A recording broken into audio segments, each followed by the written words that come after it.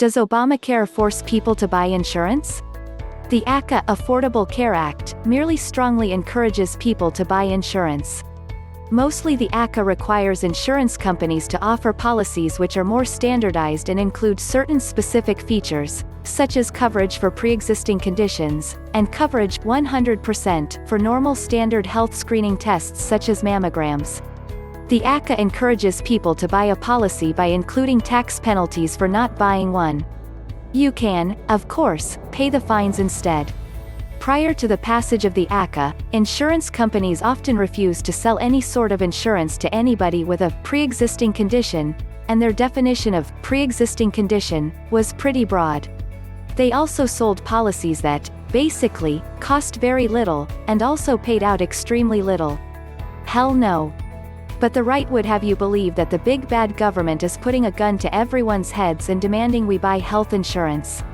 This scare tactic has gotten the uneducated all riled up and they vote in the right-wing candidates to kill this horrible bill. Of course it's just another lie from the right. Approximately 90% of Americans have insurance. Another 7% happily became covered via the ACA. That means that approximately 97% of Americans were not affected by the mandate. That left about 3% that choose, yes Paul Ryan, they had a choice, to not get coverage. Some of them wanted to scam the system. Not pay until they needed coverage.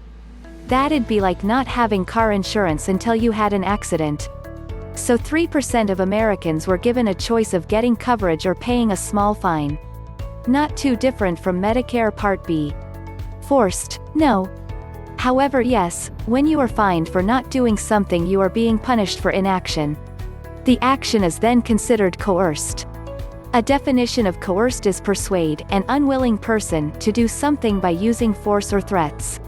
All the double talk about being elective would be true if there wasn't a fine for not doing so.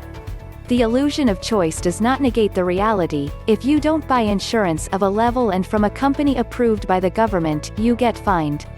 2,000 pages of bureaucracy ensured it was worded so convolutedly that it would stand constitutional muster. Yes, it is a law now that you have to have insurance of the caliber that President Obama prescribes, and if you do not, you are in violation of the law. Right now the worst that you will face for breaking the law is a fine, but as the fine is imposed by the IRS, not paying eventually will be looked at as some form of tax evasion and you will inevitably go to jail.